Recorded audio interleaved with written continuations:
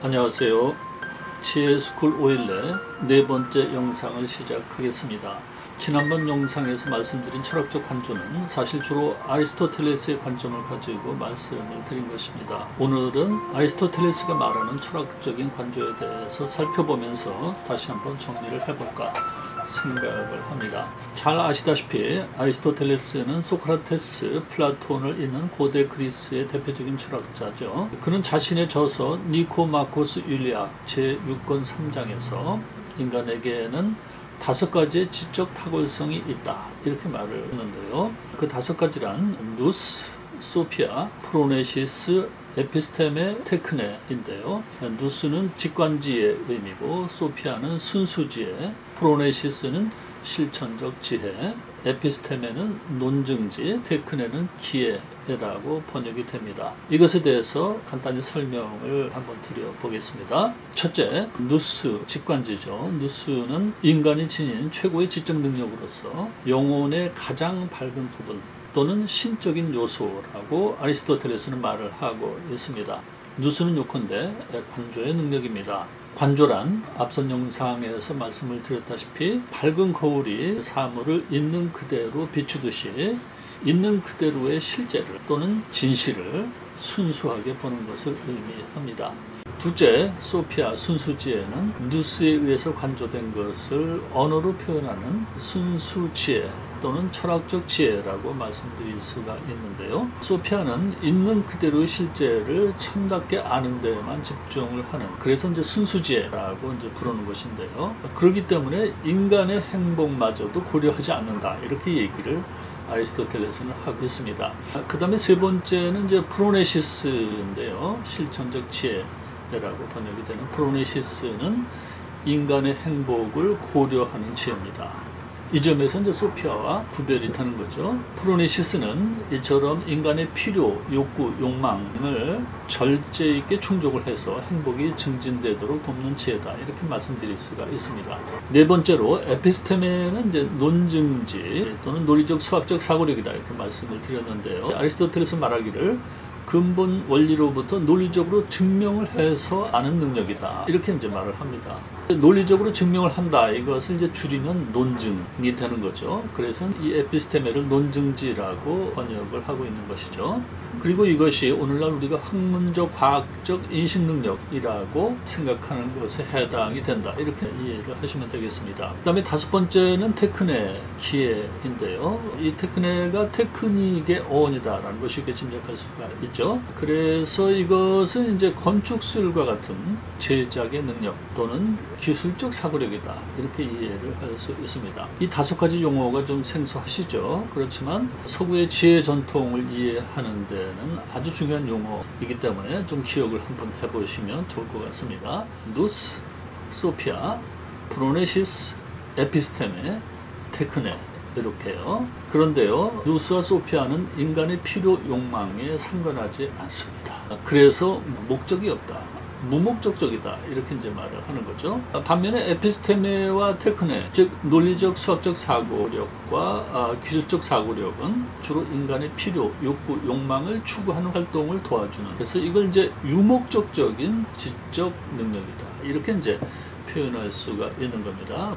그런데 아리스토텔레스의 구도에서 보면 누스와 소피아는 인간의 내면적 정신적 삶의 핵심을 이루고 있다고 할 수가 있고요. 에피스테메와 테크네는 외면적 물질적 삶을 위해서 필요한 지적 능력으로 자리매김이 되어 있습니다. 그리고 이러한 구도는 뒤에 스토아 철학자들에 의해서 관조적 삶과 활동적 삶의 구도로 정리가 됐습니다. 관조적 삶 비타 콘템플라티바, 활동적 삶 비타 악티바, 이런 용어도 기억을 해두시면 도움이 됩니다. 그 이래로 이 양축, 즉 관조적 삶과 활동적 삶의 균형과 조화를 이루어야 된다.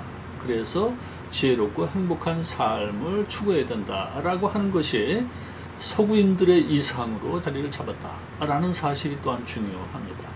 그리고 이것은 20세기까지도 이어지고 있는 것을 볼 수가 있는데요. 20세기에 한나 아렌트라는 뛰어난 여성 철학자가 있었죠. 한나 아렌트가 책을 여러 권 썼지만 그 중에 가장 핵심적인 책이 이제 정신적 삶이라는 책하고 인간의 조건이라는 책입니다. 근데 이제 이 정신적 삶이라는 책이 바로 관조적 삶을 위해서 이제 쓴 책입니다.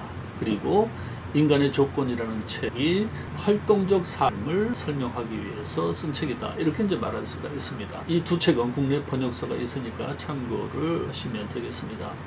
누스와 소피아는 오직 있는 그대로의 진실, 근본 진리만을 추구합니다.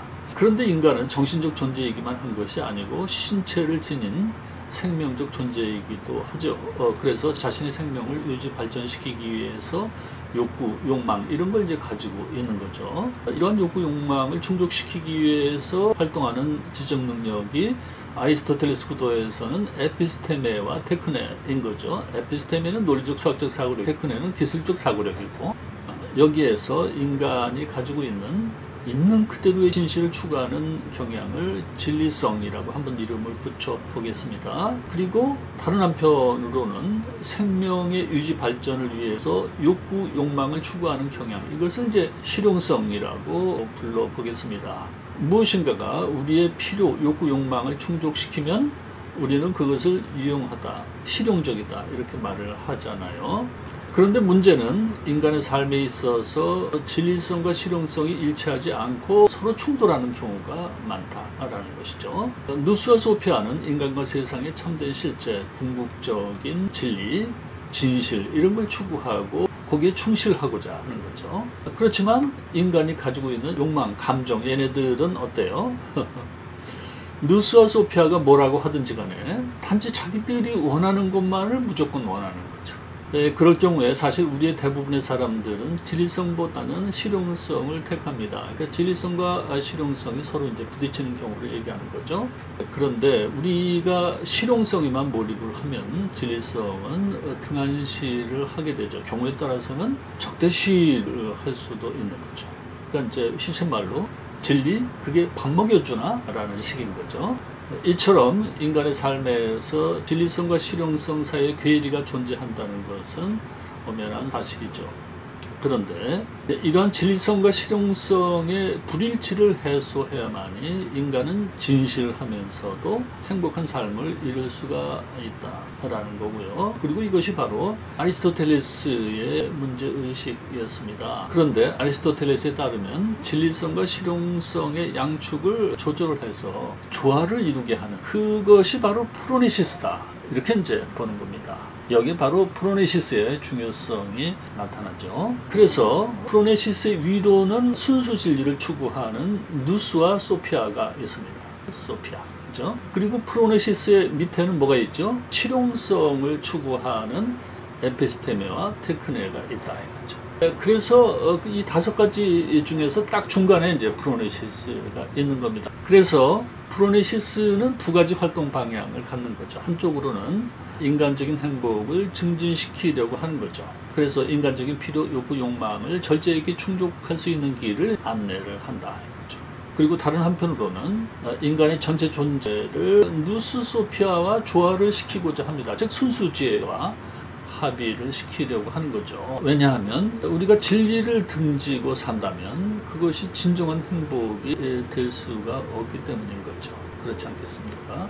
그래서 프로네시스는 그때그때 상황적 여건 속에서 행복을 증진시키는 길을 찾고자 하고 이것을 목표로 제시를 하면서 즉 행복이죠. 신체, 감각, 감정, 욕구, 욕망 얘네들의 이제 협력을 얻어낸다. 그러니까 다시 말해서 행복하기 위해서는 이 길로 가야 된다. 그러니까 함께 협력해서 가자. 이렇게 이제 설득을 한다. 이렇게 해서 신체, 감각, 감정, 욕구, 욕망이 프로네시스의 가이드라인을 이제 받아들이게 되는 거죠.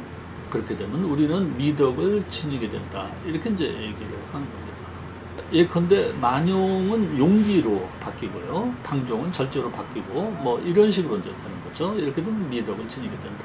이러한 프로네시스의 가이드라인을 아리스토텔레스는 무엇이라고 불렀는지 여러분들은 잘 알고 계시죠? 바로 중용인 거죠.